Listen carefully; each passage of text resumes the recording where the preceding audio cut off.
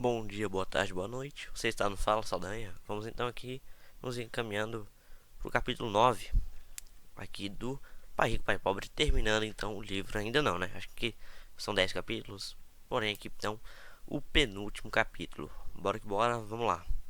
Capítulo 9, subtópico em ação.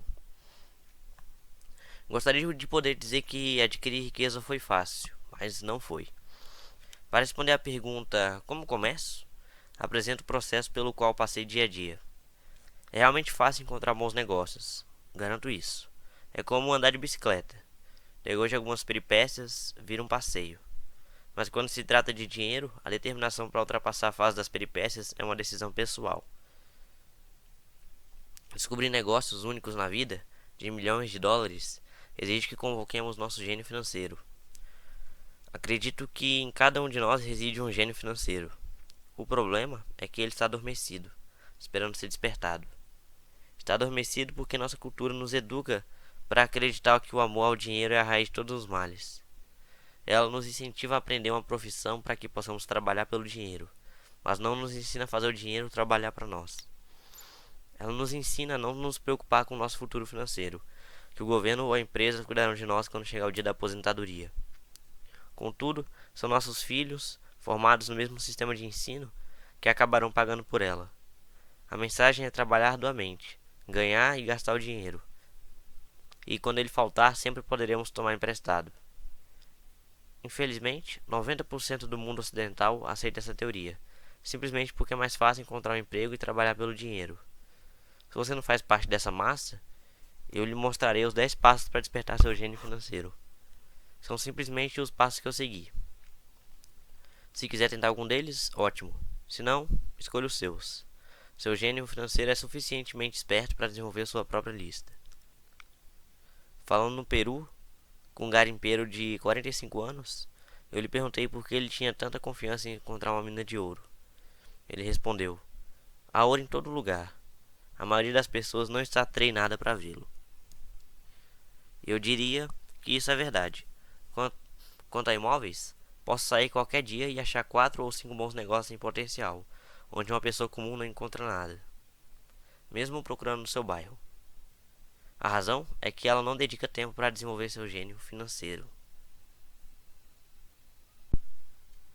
Os 10 passos a seguir são um processo que pode ajudá-lo a desenvolver os poderes que Deus lhe deu. Poderes que só você pode controlar. Número 1. Preciso de uma razão maior do que a realidade. O poder do espírito. Se você perguntar à maioria das pessoas se elas desejariam ser ricas ou financeiramente independentes, elas responderão sim. Mas então caem na realidade. A estrada parece demasiadamente longa, com muitas montanhas a escalar. É mais fácil trabalhar pelo dinheiro e colocar o que sobra nas mãos do corretor. Certa vez conheci uma jovem que sonhava participar da equipe olímpica de natação dos Estados Unidos. Ela acordava todos os dias às 4 da manhã para treinar durante 3 horas antes de ir à faculdade. Ela não ia à festa com os amigos nas noites de sábado. Ela tinha de estudar para obter notas altas como todo mundo. Quando lhe perguntei o que a levava a essa ambição e a esse sacrifício sobre-humano, ela simplesmente respondeu: faço isso por mim mesma e pelas pessoas que amo. É o amor que me leva a superar obstáculos e sacrifícios. Uma razão ou um propósito é uma combinação de alguns quero e alguns não quero. Quando as pessoas me perguntam qual a razão que me levou a querer ser rico, eu digo que foi a combinação profunda e emocional dos quero e não quero. Listarei alguns. Primeiro, os não quero, pois são eles que criam os quero. Não quero trabalhar a vida inteira. Não quero o que meus pais aspiravam para mim, que era segurança no emprego e uma casa no subúrbio. Não quero ser um empregado. Odiava quando meu pai não assistia meus jogos de futebol porque estava ocupado com sua carreira. Odiava ver meu pai trabalhando arduamente e o governo levando boa parte do que ele tinha obtido quando morreu. Ele não pôde nem mesmo deixar para os filhos aquilo pelo qual tinha trabalhado tanto. Os ricos não fazem isso. Eles trabalham arduamente e deixam um legado para seus filhos. Agora os quero. Quero ser livre para viajar por todo mundo e viver o estilo de vida que gosto. Quero fazer isso ainda jovem. Quero ser simplesmente livre. Quero controlar meu tempo e minha vida. Quero que o dinheiro trabalhe para mim. Essas são as minhas razões emocionais profundas. Quais são as suas? Se elas não forem suficientemente fortes, então a realidade da estrada à frente pode ser maior do que suas razões. Perdi dinheiro e tive vários fracassos, mas foram essas razões emocionais que me mantiveram de pé e me fizeram prosseguir. Queria ser livre por volta dos 40 anos, mas precisei esperar até os 47, com muitas experiências de aprendizado ao longo do caminho. Como disse, gostaria de dizer que foi fácil, mas não foi. Mas também não foi duro. Sem uma forte razão ou propósito, aí sim, qualquer coisa na vida é dura. Se você não tiver um forte motivo, não faz sentido continuar a leitura. Parecerá trabalho demais. Número 2. Escolho todos os dias. O poder da escolha. Esta é a principal razão pela qual as pessoas querem viver em um país livre. Queremos o poder de escolha. Financeiramente, com cada dólar que temos em nossas mãos, temos o poder de escolher nosso futuro de ricos, pobres ou classe média. Nossos hábitos de despesa refletem quem somos nós. As pessoas pobres têm simplesmente maus hábitos de despesa. Uma vantagem que eu tive em criança foi a de que gostava de jogar banco imobiliário constantemente. Ninguém me disse que banco imobiliário é só para crianças, de modo que continuei jogando adulto. Também tinha pai rico que mostrou a diferença entre um ativo e um passivo. Sendo assim, há muito tempo, quando ainda era garoto, escolhi ser rico e sabia que tudo que eu tinha a fazer era adquirir ativos reais. Meu melhor amigo, o Mike, tinha uma coluna de ativos que lhe fora dada, mas ele teve que optar por aprender a mantê-la. Muitas famílias ricas perdem os ativos na geração seguinte, simplesmente porque não havia ninguém treinado para ser um bom guardião dos ativos. Muitas pessoas optam por não ser ricas. Para 90% da população, ser rico é confusão demais. Então inventam de dizer coisas como: não estou interessado em dinheiro, nunca serei rico, não preciso me preocupar, ainda sou jovem. Quando tiver algum dinheiro, vou pensar sobre meu futuro. Ou, meu marido ou mulher cuida das finanças. O problema dessas afirmações é que elas roubam das pessoas que pensam assim duas coisas. Uma, tempo, que é o nosso ativo mais precioso. E dois, o aprendizado. Só porque você não tem dinheiro, isso não é desculpa para não aprender. Mas é uma escolha que fazemos a cada dia. A escolha do que fazer com o nosso tempo, com o nosso dinheiro e com o que colocamos em nossa cabeça. É o poder da escolha. Todos nós temos escolhas. Escolhi ser rico e faço essa opção a cada dia. Invista primeiro na instrução. Na verdade, o único ativo real que você possui é a sua mente, o instrumento mais importante que dominamos. Como disse, cada um de nós pode escolher o que põe em sua mente, uma vez alcançada a idade suficiente. Você pode ficar assistindo a MTV o dia inteiro, ou ler revistas de golfe, ou fazer um curso de cerâmica, ou um curso de planejamento financeiro. Você escolhe. A maioria das pessoas simplesmente compra investimentos em lugar de aprender a investir. Uma de minhas amigas, uma mulher rica, teve recentemente seu apartamento roubado. Os ladrões levaram um aparelho de televisão e o videocassete e deixaram todos os seus livros. Nós todos temos essa escolha. Novamente. 90% da população compra aparelho de TV e somente uns 10% compram livros de negócios ou fitas sobre investimento. Então, o que é que eu faço? Vou a seminários. Gosto quando eles duram pelo menos 2 dias, porque gosto de me aprofundar em um tema. Em 73, estava assistindo à televisão e vi um anúncio de um seminário de 3 dias sobre como comprar imóveis sem precisar dar entrada. Gastei $385 e o curso me permitiu ganhar pelo menos 2 milhões, talvez mais. Porém, mais importante, me comprou vida. Não preciso trabalhar pelo resto da vida por causa daquele curso. Faço pelo menos 2 desses seminários por ano. Adoro fitas de áudio. A razão. Posso voltar para trás rápido. Estava ouvindo uma fita de Peter Lynch e ele disse algo de que discordei completamente. Em vez de me mostrar arrogante e crítico, simplesmente apertei o botão de retrocesso e ouvi aquele trecho da fita umas 20 vezes. Talvez até mais. De repente, mantendo minha mente aberta, entendi por que ele estava falando aquilo. Foi como mágica. Senti como se tivesse uma janela para a mente de um dos maiores investidores do nosso tempo.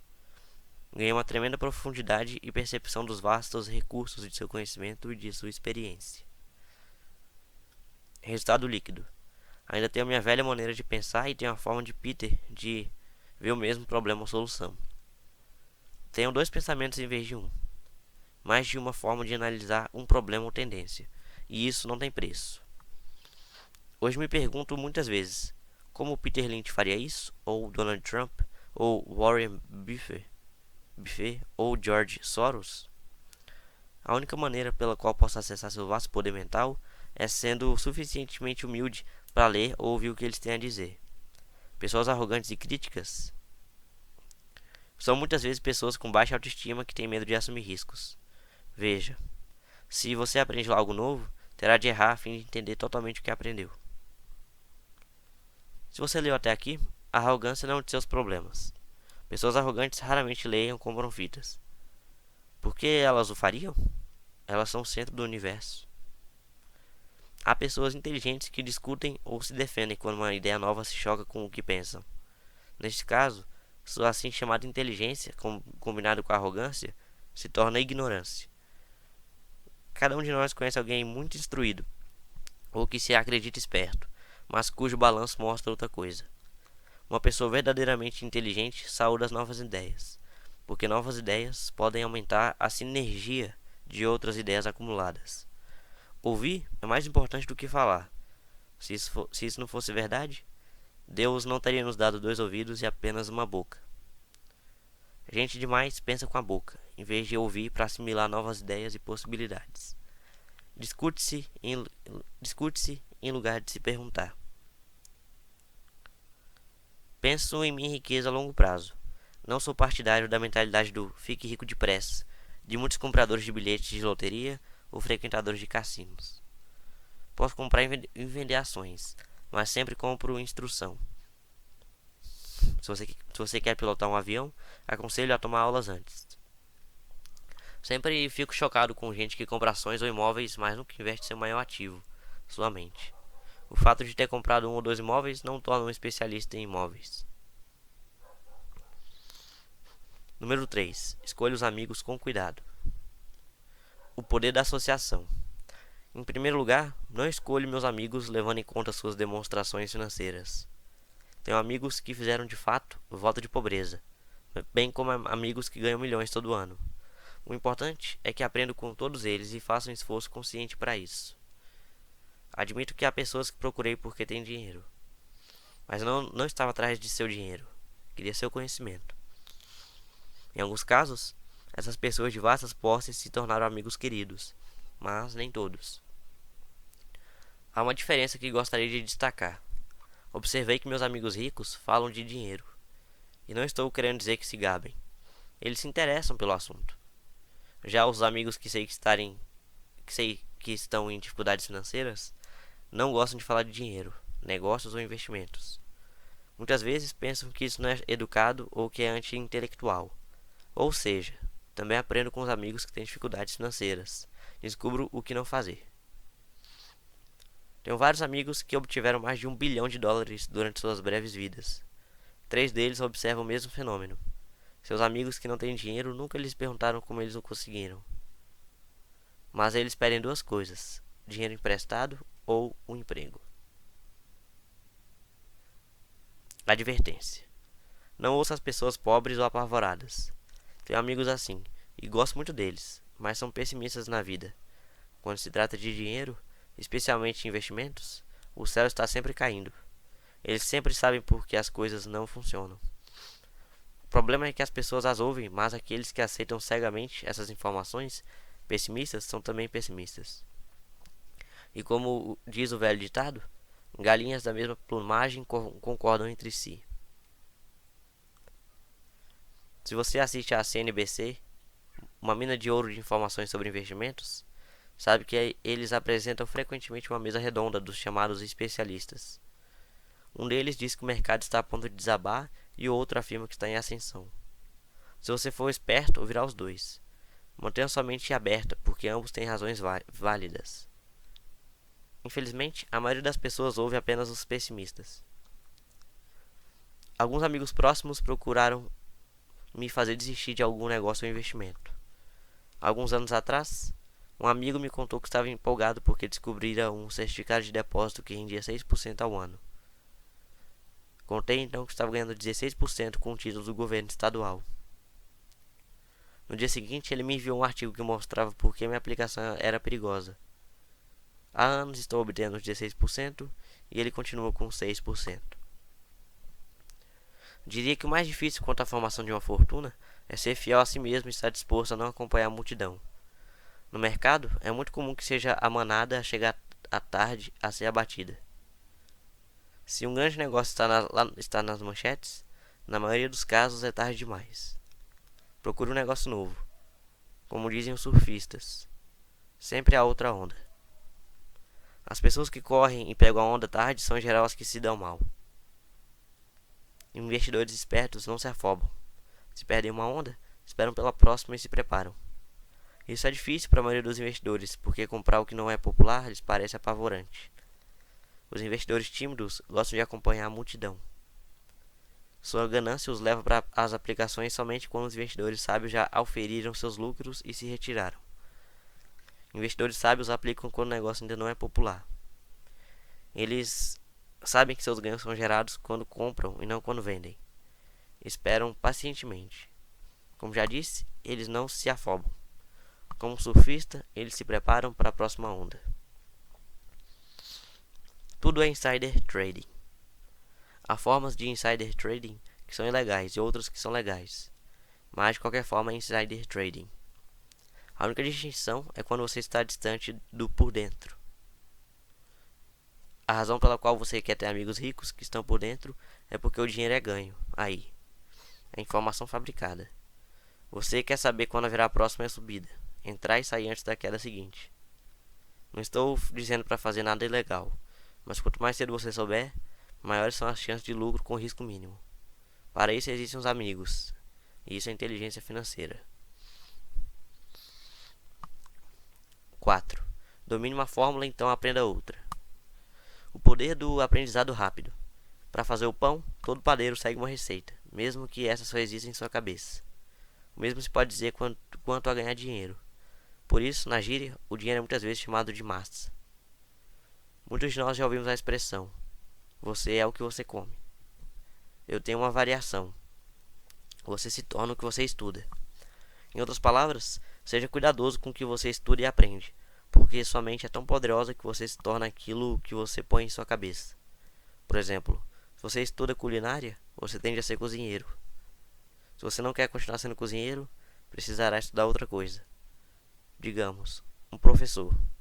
Depois de estudar para o magistério, você muitas vezes se torna professor, e assim por diante. Escolha cuidadosamente o que você estuda. Quando se trata de dinheiro, as massas têm uma fórmula básica aprendida na escola. E essa é: trabalhe pelo dinheiro. A fórmula que vejo predominar no mundo é que todos os dias milhões de pessoas acordam e vão trabalhar. Ganham dinheiro, pagam contas, conferem seus talões de cheque, compram alguns fundos mútuos e voltam ao trabalho. Essa é a fórmula, ou receita básica. Se você está cansado do que está fazendo, ou se não ganha o suficiente, é simplesmente um momento de mudar a fórmula com a qual você ganha dinheiro. Quando eu tinha 26 anos, fiz um curso de fim de semana chamado Como Comprar Imóveis Executados Judicialmente. Aprendi a fórmula. O passo seguinte foi ter a disciplina para pôr em ação o que eu tinha aprendido. É aí que a maioria das pessoas para. Durante 3 anos, enquanto eu trabalhava na Xerox, passava minhas horas de folga aprendendo a arte de comprar imóveis executados. Ganhei vários milhões de dólares usando essa fórmula, mas hoje isso é muito lento e há muita gente que faz o mesmo. Então, depois de ter dominado a fórmula, passei a procurar outras. Em muitos dos casos não usei de forma direta a informação que obtive, mas sempre aprendi algo novo. Já fiz cursos destinados a corretores especializados em derivativos, um curso de negociação de opções de commodities e um curso sobre a ciência do caos. Neste, estava fora de meu ambiente, em uma sala cheia de gente com um doutorado em física, nuclear e ciência espacial. Contudo, aprendi uma porção de coisas que tornaram meus investimentos em imóveis e ações mais significativos e lucrativos. Muitas instituições comunitárias de ensino superior tem curso de planejamento financeiro e aquisição de investimentos tradicionais. São lugares ótimos para se começar. Sempre procuro a fórmula mais rápida. É por isso que, com bastante regularidade, faço mais em um dia do que muitas pessoas fazem toda a sua vida. Outra observação secundária. No mundo em rápida mudança de nossos dias, a questão não é tanto o que você sabe, porque com frequência o que você sabe já está ultrapassado. É a rapidez com que você aprende. Esta habilidade não tem preço. Não tem preço para encontrar fórmulas, receitas. Se preferir, mais rápidas de fazer dinheiro. Trabalhar arduamente pelo dinheiro é uma fórmula velha, nascida nos dias do homem das cavernas. Número 5. Pague a si mesmo primeiro. O poder da autodisciplina. Se você não pode se controlar, não tente ficar rico. Talvez fosse bom entrar para a marinha ou alguma ordem religiosa para aprender a se controlar. É a falta de autodisciplina que leva à falência muitos ganhadores de loteria, pouco depois deles terem ganhado milhões. É a falta de autodisciplina que leva pessoas que acabaram de obter um aumento a comprar um carro novo ou fazer um cruzeiro. É difícil dizer qual dos 10 passos é o mais importante, mas de todos, este é possivelmente o mais difícil de dominar, se não for parte de sua personalidade. Eu arriscaria dizer que é a falta de disciplina que se constitui no fator número 1 a separar ricos, pobres e classe média. Dito de forma simples, pessoas que têm baixa autoestima e reduzida tolerância à pressão financeira não poderão nunca, e quero dizer isso mesmo, nunca, ser ricas. Como já disse, uma lição aprendida com o pai rico foi que o mundo vai bater em você. O mundo bate nas pessoas, não porque as outras pessoas sejam ruins, mas porque os indivíduos não têm controle interno e disciplina. Quem não tem força interior muitas vezes se torna vítima daqueles que têm autodisciplina. Nos cursos para empreendedores onde leciono, lembro constantemente aos participantes que não devem focar seu produto, serviço ou atividade, mas o desenvolvimento de habilidades de gestão. As 3 habilidades de gestão mais importantes para se iniciar um negócio próprio são gestão do fluxo de caixa, gestão pessoal do tempo. Diria que essas habilidades de gestão se aplicam a qualquer coisa, são não apenas a empreendedores. As 3 têm importância para a forma como você vive sua vida como indivíduo, ou como parte de uma família, um negócio, uma organização de caridade, uma cidade ou uma nação. Cada uma dessas habilidades é realçada pelo domínio da autodisciplina. Leva a sério o dito: pague-se a si próprio em primeiro lugar. The Richest Man in Babylon, do George Clason, é onde encontrei a expressão pague-se a si próprio em primeiro lugar. Esse livro, O Homem Mais Rico da Babilônia, inclusive, abrindo parênteses aqui, eu já li, quero trazer aqui para o canal. É um livro muito bom. Realmente, eu recomendo. Voltando aqui para o livro. O livro vendeu milhões de exemplares, mas embora milhões de pessoas repitam livremente essa afirmação poderosa, poucas seguem o conselho. Como disse, a alfabetização financeira nos permite ler os números e estes contam a história. Vendo a demonstração de renda e o balanço de uma pessoa, posso ver facilmente se a pessoa que diz pague-se a si próprio em primeiro lugar está praticando o que prega. Uma imagem vale mais que 1000 palavras. Comparemos então as demonstrações financeiras de pessoas que pagam a si mesmo em primeiro lugar e as que não as fazem. Aqui tem um diagrama que ele mostra as pessoas que se pagam em primeiro lugar.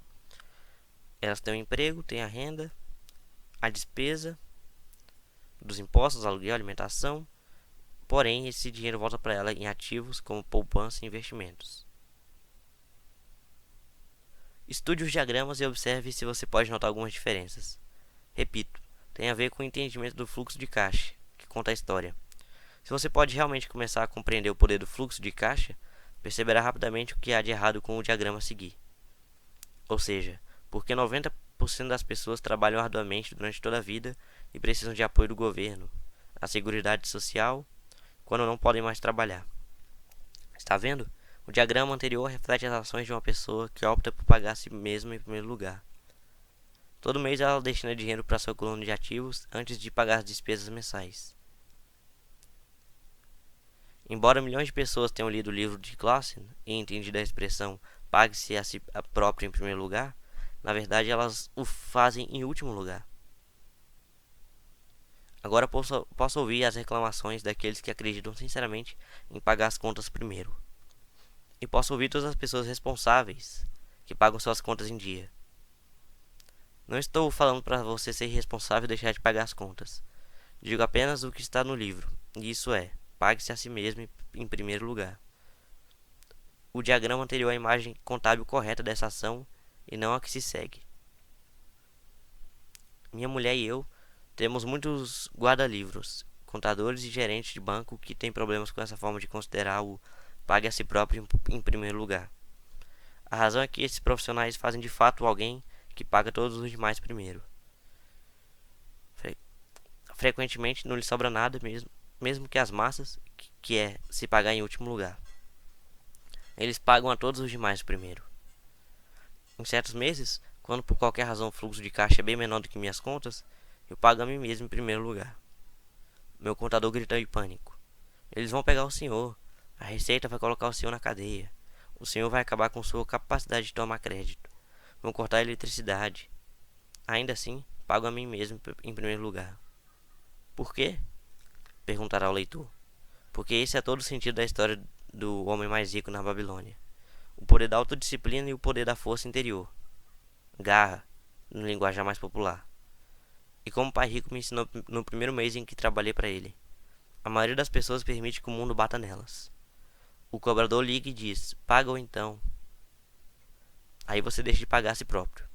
Um vendedor diz: ponha no cartão. Seu corretor imobiliário diz para você: ir em frente porque o governo permite dedução no imposto de renda da hipoteca da sua casa. É disso tudo que o livro trata. Ter a garra para ir contra a maré e enriquecer. Você pode não ser fraco, mas quando se trata de dinheiro, muitos balançam. Não estou falando para ser irresponsável. Não dou muito valor a cartões de crédito e às facilidades de empréstimo, porque quero pagar a mim primeiro. A razão pela qual minimizo minha renda é porque não quero entregá-la ao governo. É por isso, como sabem os que assistiram ao meu vídeo, The Secrets of the Rich, que minha renda se origina em minha coluna de ativos por meio de uma sociedade anônima em Nevada. Se eu trabalhar pelo dinheiro, o governo pega. Embora pague minhas contas por último, tenho suficiente astúcia financeira para não me colocar em uma situação enrolada. Não gosto de dívidas de consumo. Na verdade, tenho passivos que são mais altos do que os 99% da população, mas não pago por eles. Outros o fazem. Eles são chamados locatários. O principal, então, para se pagar a si próprio em primeiro lugar, é começar por não se endividar. Apesar de pagar minhas contas por último, me organizo para ter apenas pequenas contas sem importância, que terei de pagar. Quando eventualmente estou no aperto, ainda assim pago primeiro a mim mesmo. Deixo que os credores e até o governo gritem. Gosto quando eles ficam zangados. Por quê? Porque eles me fazem um favor. Eles me inspiram a sair e criar mais dinheiro. Continuo pagando a mim mesmo primeiro. Invisto dinheiro e deixo os credores gritarem. Em geral, acabo de qualquer forma pagando logo. Minha mulher e eu temos excelente crédito. Só que não cedemos à pressão e não gastamos nossa poupança ou liquidamos ações para pagar dívidas de consumo. Isso não é muito inteligente do ponto de vista financeiro. Portanto, a resposta é: número 1. Não se endivide demais. Mantenha suas despesas reduzidas. Forme seus ativos primeiro. Então compre uma casa maior ou um carro grande. Ficar preso na corrida dos ratos não é inteligente. Número 2. Quando é apertado de dinheiro, não se afobe e não gaste suas poupanças ou investimentos. Use a pressão para inspirar seu gênio financeiro a descobrir novas formas de ganhar mais dinheiro e então pague as contas. Você terá aumentado sua habilidade de ganhar mais dinheiro, bem como sua inteligência financeira. Assim, muitas vezes tive problemas financeiros e usei meu cérebro para criar mais renda, enquanto defendia firmemente meus ativos. Meu contador gritava e procurava cobertura, mas eu parecia um bom soldado de cavalaria defendendo o forte ativo. Pessoas pobres têm hábitos pobres. O mau hábito comum é chamado inocentemente de meter a mão na poupança. Os ricos sabem que as poupanças são só usadas para criar mais dinheiro, não para pagar contas. Sei que isso parece cruel, mas, como já disse, se não for internamente resistente, o mundo sempre vai bater em você. Se é do tipo que não gosta de pressão financeira, então descubra uma fórmula que funcione para você. Uma boa forma de cortar despesas, uma boa fórmula é cortar despesas, pôr o dinheiro no banco e pagar mais do que o necessário em imposto de renda, aplicar em fundos mútuos seguros e esperar sempre resultados médios. Mas isto viola a regra do pague a si mesmo em primeiro lugar. Esse princípio não estimula o autossacrifício ou a abstinência financeira. Não significa pagar a você mesmo primeiro e passar fome. A vida foi feita para ser desfrutada. Se você conjura seu gênio financeiro, pode ter todas as coisas boas da vida, enriquecer e pagar contas, sem se sacrificar. E isso é inteligência financeira. Número 6. Pague bem a seus corretores. O poder do bom conselho, muitas vezes. O poder do bom conselho. Muitas vezes vejo pessoas colocando um cartaz na frente de casa: proprietário vende. Ou vejo na televisão muita gente se anunciando como corretor de desconto. Pai Rico me ensinou a fazer exatamente o contrário. Ele acreditava que os profissionais deviam ser bem pagos e eu adotei a mesma política. Hoje tenho a meu serviço advogados, contadores, corretores de imóveis e de ações caros. Por quê? Porque e destaco se, as pessoas são profissionais, seus serviços devem render dinheiro para você. E quanto mais dinheiro ganharem, mais eu ganho. Vivemos na era da informação. A informação não tem preço. Um bom corretor deve lhe oferecer informação e dedicar tempo para instruir você. Tenho vários corretores dispostos a fazer isso por mim. Alguns me ensinaram quando eu tinha pouco ou nenhum dinheiro, e até hoje trabalho com eles. O que paga um corretor é pouco em comparação com o dinheiro que posso ganhar em consequência das informações que eles me trazem. Adoro quando meu corretor de imóveis ou de ações ganha muito dinheiro. Em geral, isso significa que ganhei muito dinheiro também. Um bom corretor, além de ganhar dinheiro para mim, me poupa tempo. Como quando comprei um lote vazio por $9.000 e o vendi logo a seguir por 25 mil, de modo que pude comprar mais depressa meu Porsche. Um corretor é seus olhos e ouvidos no mercado. Eles estão lá todos os dias enquanto eu não preciso estar. Prefiro jogar golfe. Também as pessoas que vendem sua casa por conta própria não dão muito valor ao seu tempo. Por que eu iria querer deixar de gastar alguns dólares quando posso empregar esse tempo para ganhar mais dinheiro ou para estar com aqueles que amo? O que acho engraçado é como tantas pessoas pobres de classe média insistem em dar gorjetas de 15 a 20% nos restaurantes por um mau serviço e reclamam de pagar a um corretor algo entre 3 e 7%. Elas gostam de dar gorjeta a pessoas que figuram na coluna da despesa e maltratam as que estão na coluna dos ativos. Isso não é inteligente do ponto de vista financeiro. Nem todos os corretores são iguais. Infelizmente, em sua maioria, são apenas vendedores. E diria que os vendedores de imóveis são os piores. Eles vendem, mas têm poucos ou nenhum imóvel próprio. Há grande diferença entre um corretor que vende casas e um corretor que vende investimentos. E o mesmo se aplica a corretores de ações, títulos, fundos, mútuos e seguros que se autodenominam de consultores financeiros. Como no Conto de Fadas, você tem de beijar um monte de sapos para achar um príncipe. Lembre o velho adágio: nunca chame o vendedor de enciclopédia se você precisa de uma enciclopédia. Quando entrevista algum profissional pago, procuro primeiro descobrir quantos imóveis ou ações possuem pessoalmente e qual a alíquota de imposto que pagam. Isso se aplica a meus advogados tributaristas, bem como a meu contador. Uma de minhas contadoras tem seu próprio negócio. Sua profissão é a contabilidade, mas seu negócio são os imóveis. Eu tinha um contador que tinha uma pequena empresa de contabilidade, mas não tinha nenhum imóvel. Mudei porque nós não gostávamos do mesmo negócio. Descubra um corretor que leve a sério seus interesses. Muitos corretores dedicarão seu tempo a instruí-lo e eles podem ser o melhor ativo que você pode encontrar. Seja apenas justo e a maioria deles será justa com você. Se você se preocupar em cortar suas comissões, então por que eles quererão estar com você? É uma lógica simples. Como disse anteriormente, uma das habilidades gerenciais é a administração de pessoas. Muitas pessoas só conseguem gerenciar pessoas que consideram inferiores a si próprias e sobre quem podem ter um poder, como subordinados em uma relação de trabalho. Muitos gerentes médios continuam nessa posição e não são promovidos porque sabem como trabalhar com pessoas que estão abaixo deles, mas não com pessoas que estão acima. A verdadeira habilidade é administrar e pagar bem pessoas que são mais inteligentes do que você em alguma área técnica. É por isso que as grandes empresas têm conselhos administrativos. Você também precisa de um, e isso é inteligência financeira. 7. Seja um doador índio. Este é o poder de obter alguma coisa a troco de nada.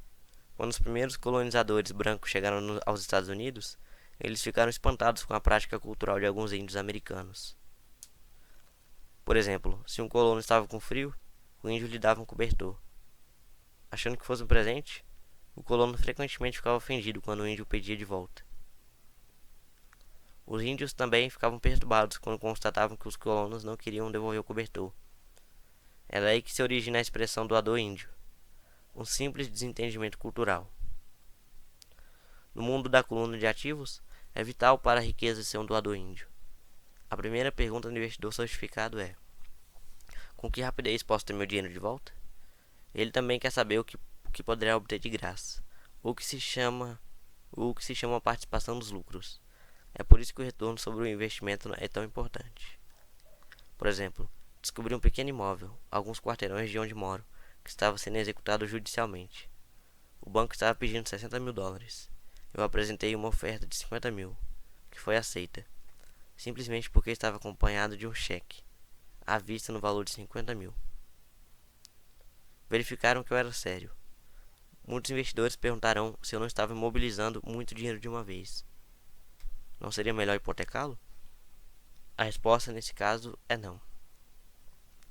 Minha empresa de investimentos o aluga por temporada nos meses de inverno e obtém $2.500 ao mês durante 4 meses, quando os pássaros da neve procuram a Arizona. Fora da temporada de férias, seu aluguel é de apenas $1.000 mensais. Em cerca de 3 anos consegui meu dinheiro de volta. Agora sou proprietário desse ativo que gera dinheiro para mim todos os meses. O mesmo se aplica às ações. Frequentemente meu corretor liga e sugere que eu aplique uma considerável quantia em ações de alguma empresa que, segundo ele, está a ponto de fazer alguma coisa que aumentará o valor delas, como lançar um produto novo. Então, durante uma semana ou um mês, aplico meu dinheiro nessas ações, enquanto seus preços sobem. Depois, tiro aquela soma inicial e paro de me preocupar com as flutuações do mercado, porque tenho de volta meu dinheiro inicial e agora sou dono de um ativo que, tecnicamente, me saiu de graça. Sem dúvida, em muitas ocasiões perdi dinheiro, mas somente jogo com o dinheiro que posso perder. Diria que na média de 10 investimentos faço um ou dois, 3 gols de placa. 5 ou 6 não são lá essas coisas e perco em 2 ou 3. Mas limito minhas perdas ao dinheiro que apliquei neles naquele momento. As pessoas que odeiam o risco põem seu dinheiro no banco. E a longo prazo, qualquer poupança é melhor do que nenhuma poupança. Mas leva muito tempo para você recuperar o seu dinheiro. Em muitos casos, você não leva nada de graça. Eles costumam dar torradeiras. Mas atualmente isso está ficando mais caro. Em todos os meus investimentos, precisa haver algo a mais, algo de graça. Um imóvel, um lote de terreno, uma casa, ações, escritórios. E o risco deve ser limitado ou deve ser uma ideia de baixo risco. Há livros inteiros que tratam desse assunto, de modo que não me estenderei aqui. O Ray Kroc, do McDonald's, vendia franquias de hambúrgueres não porque ele gostasse do sanduíche, mas porque queria os terrenos das franquias de graça. Investidores sábios devem dar mais atenção ao retorno sobre o investimento. São os ativos que você obtém de graça depois que você recebe seu dinheiro de volta. Isso é inteligência financeira. 8. Ativos compram supérfluos. O poder do foco. O filho de um amigo estava desenvolvendo um hábito desagradável de gastar demais. Aos 16 anos, naturalmente desejava ter seu carro.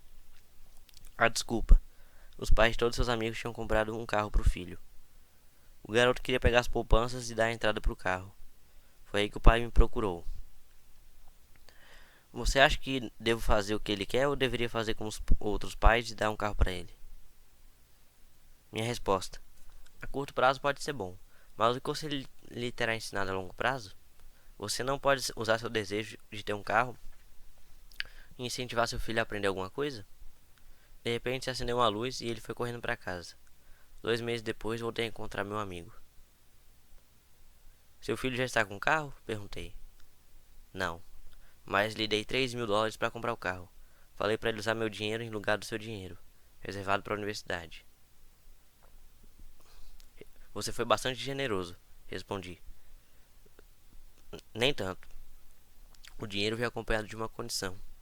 Segui sua orientação para usar seu desejo por um carro como incentivo para que aprendesse alguma coisa. E qual foi a condição? Perguntei. Bom, primeiro voltamos a jogar seu cash flow. Jogamos e tivemos uma longa discussão sobre o uso sábio do dinheiro. Fiz para ele uma assinatura do Wall Street Journal e comprei alguns livros sobre o mercado de ações. E daí? Indaguei. O que fez? Falei que os $3.000 eram dele, mas que ele não poderia comprar o carro direto.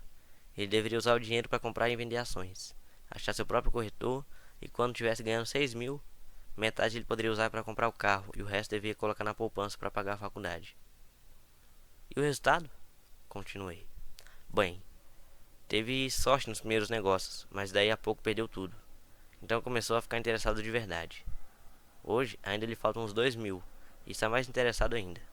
Leu todos os livros que dei e pegou outros na biblioteca. Lê avidamente o Wall Street Journal, acompanhando os indicadores e assiste à CNBC em vez da MTV. Ele está aprendendo muito. Ele sabe que se perder dinheiro vai ter de andar a pé mais uns 2 anos. Mas não está preocupado. Já nem liga tanto para o carro porque encontrou algo mais divertido para fazer. E se ele perder todo o dinheiro? Perguntei. Aí vamos ver. Prefiro que ele perca tudo agora do que ter de esperar chegar à nossa idade para arriscar perder tudo. E além do mais, esses são os melhores 3.000 que gastei com sua educação. O que está aprendendo vai lhe servir por toda a vida, e ele parece ter adquirido mais respeito pelo poder do dinheiro. Acho que parou de torrá-lo. Como já falei na sessão Pague a si mesmo em primeiro lugar, se uma pessoa não domina o poder da autodisciplina, é melhor nem tentar ficar rico. Embora o processo de gerar fluxo de caixa a partir da coluna de ativos seja fácil, é a fortaleza mental de direcionar o dinheiro que é difícil. Devido às tentações externas, é mais comum neste mundo de consumismo torrar o dinheiro na coluna das despesas. A falta de fortaleza mental leva a permitir que o dinheiro flua pelos caminhos de menor resistência. Darei um exemplo financeiro de inteligência financeira, especialmente a capacidade de usar dinheiro para ganhar mais dinheiro. Se eu der a 100 pessoas 10.000 no início do ano, acho que no fim do ano 80 não terão mais nada. De fato, elas terão aumentado seu endividamento usando o dinheiro para dar entrada na compra de carro novo, geladeira, televisor, gravador de vídeo ou em viagem de férias. 16 terão aumentado esses 10.000 em torno de 5 e 10%. E 4 terão aumentado a soma para 20.000 ou para alguns milhões. Estudamos para aprender uma profissão de modo a poder trabalhar pelo dinheiro. Na minha opinião, é também importante aprender a fazer o dinheiro trabalhar para nós. Gosto dos meus supérfluos tanto quanto qualquer outro ser humano. A diferença é que algumas pessoas compram seus supérfluos em prestações. É a armadilha de querer imitar o vizinho. Quando eu quis comprar um Porsche, o caminho mais fácil foi procurar o gerente do banco e conseguir um financiamento. Em lugar de me preocupar com a coluna do passivo, decidi me concentrar na coluna dos ativos. Como de hábito, empreguei meu desejo de consumir para me inspirar e motivar meu gênio financeiro a investir. Constantemente nos preocupamos em obter as coisas que desejamos em vez de nos concentrarmos em criar dinheiro. É mais fácil a curto prazo, porém mais duro a longo prazo. É o mau hábito em que incorremos como indivíduos e como nação. Lembre, o caminho mais fácil muitas vezes se transforma no mais áspero e o caminho árduo muitas vezes se torna suave. Quanto mais cedo você se disciplinar e aqueles que ama para dominar o dinheiro, tanto melhor. O dinheiro é uma força poderosa. Infelizmente, as pessoas usam esse poder contra elas mesmas. Se sua inteligência financeira for pouca, o dinheiro escorrerá de suas mãos. Será mais esperto que você. Se o dinheiro for mais esperto, você trabalhará toda a sua vida. Para ser o senhor do dinheiro, você precisa ser mais esperto do que ele. Então o dinheiro fará o que você mandar. Ele lhe obedecerá. Em vez de ser escravo, você será o senhor. Isso é inteligência financeira. 9. A necessidade de heróis. O poder do mito. Quando eu era garoto, admirava profundamente Willie Mays, Hank Aaron e Odd Berra. Eles eram meus heróis. quando garoto, jogando no beisebol infantil. Eles eram meus heróis, perdão. Quando garoto, jogando no beisebol infantil, queria ser como eles. Seus cartões de beisebol eram meu tesouro. Queria saber tudo a respeito deles. Conhecia suas estatísticas, suas jogadas, quanto ganhava e como tinham ascendido aos times profissionais. Queria saber tudo porque queria ser como eles. Quando aos 9, 10 anos, pulava para arremessar ou apanhar a bola. Não era eu, era Yod ou Hank. É uma das formas mais poderosas de aprender que frequentemente esquecemos ao chegar à idade adulta. Perdemos nossos heróis. Perdemos nossa ingenuidade. Hoje, observo os garotos jogando beisebol perto de casa. Na quadra, não é o Joãozinho, é Michael Jordan, Sir Charles ou Clyde. Copiar ou emular heróis é um aprendizado poderoso, e é por isso que quando alguém como O.J. Simpson cai em desgraça, há um clamor tão grande. É mais do que um simples julgamento, é a perda de um herói. Alguém com quem crescemos, que observamos e quisemos imitar. De repente, precisamos nos livrar dessa pessoa. Quando cresci, encontrei novos heróis. Tenho heróis como Peter Jacobsen, Fred Couples e Tiger Woods.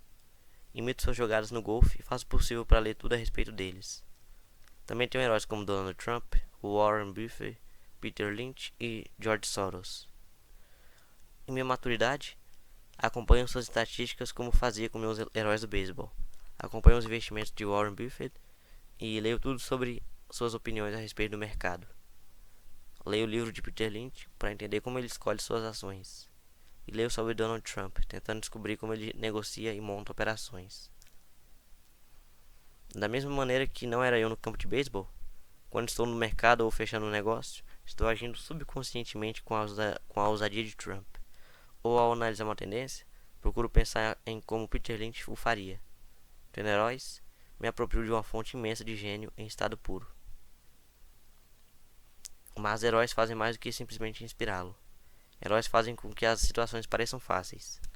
Ao fazer parecerem fáceis, nos convencem a querer ser como eles. Se eles conseguiram, eu também posso. Quando se trata de investimentos, há gente demais para complicar. Procure heróis que façam as suas situações parecerem fáceis. E número 10. Ensina e receberás. O poder da doação. Ambos os meus pais eram mestres. Pai rico me ensinou uma lição que me acompanha toda a vida, e essa foi a necessidade de ser caridoso ou de doar. Meu pai instruído doava muito na forma de tempo ou conhecimento, mas quase nunca doava dinheiro. Como já mencionei, ele costumava dizer que doaria quando tivesse algum dinheiro sobrando. Só que raramente sobrava algum dinheiro. Pai rico doava tanto dinheiro quanto ensinamentos. Ele acreditava firmemente na troca. Se você deseja algo, primeiro você precisa dar, dizia sempre. Quando tinha pouco dinheiro, ele simplesmente doava dinheiro à igreja ou a alguma instituição de caridade. Se eu tivesse de passar apenas uma única ideia para o leitor, seria essa. Sempre que você sentir falta ou escassez de alguma coisa, doe antes o que você quer, e isso retornará para você aos montes. Isso é verdadeiro para o dinheiro, sorrisos, amor, amizade. Sei que muitas vezes isso é a última coisa que se deseja fazer, mas para mim sempre funcionou. Apenas confio em que o princípio da reciprocidade funciona e dou o que desejo. Se quero dinheiro, dou dinheiro e ele volta multiplicado. Se desejo vendas, ajudo alguém a vender e as vendas aparecem para mim. Se desejo contatos, ajudo alguém a obter e, como num passe de mágica, os contatos vêm. Há muitos anos ouvi algo assim: Deus não precisa receber, mas os homens precisam doar. Pai rico dizia com frequência: os pobres são mais gananciosos do que os ricos. Ele então explicava que, se uma pessoa era rica, essa pessoa oferecia algo que os outros desejavam. Ao longo de minha vida, em todos esses anos, sempre que senti necessidade de dinheiro ou de auxílio, procurava no fundo do meu coração o que eu queria e decidia doá-lo antes. Ao fazê-lo, o que eu doava sempre retornava para mim. Isso me lembra a história do cara sentado com lenha nos braços numa noite gelada, e ele gritava para a lareira à sua frente: quando você me esquentar um pouco, eu ponho um pouco de lenha dentro de você. Quando se trata de dinheiro, amor, felicidade, vendas e contatos, tudo que a gente precisa lembrar é doar primeiramente o que se deseja, e isso retornará aos montes para nós. Muitas vezes, apenas o processo de refletir sobre o que você deseja e como você o poderia doar para alguém desencadeia uma torrente de generosidade. Sempre que sinto que as pessoas não estão sorrindo para mim, simplesmente começo a sorrir e a cumprimentar. E como por um milagre, de repente há mais gente sorrindo na minha volta. É verdade que seu mundo é apenas um espelho de você. Por isso digo: ensina e receberás. Descobri que quanto mais sinceramente ensino aos que estão desejosos de aprender, tanto mais aprendo. Se você quer aprender sobre dinheiro, ensine alguém. Uma torrente de novas ideias e distinções mais sutis surgirá. Houve momentos em que doei e nada retornou, ou em que o que recebi não era o que eu desejava. Mas, depois de refletir e examinar minha alma, concluí que em vez de doar por doar, eu estava doando para receber. Meu pai ensinava professores e se tornou mestre dos mestres. Pai Rico sempre ensinava aos jovens seu jeito de fazer negócios. Em retrospecto, foi a generosidade deles com que eles sabiam que os fez melhores. Há nesse mundo poderes muito mais fortes do que nós. Você pode chegar lá por si mesmo, mas chegará mais rápido com o auxílio dos poderes superiores. Tudo o que precisa é ser generoso com o que você tem, e os poderes superiores serão generosos com você. Final do capítulo número 9.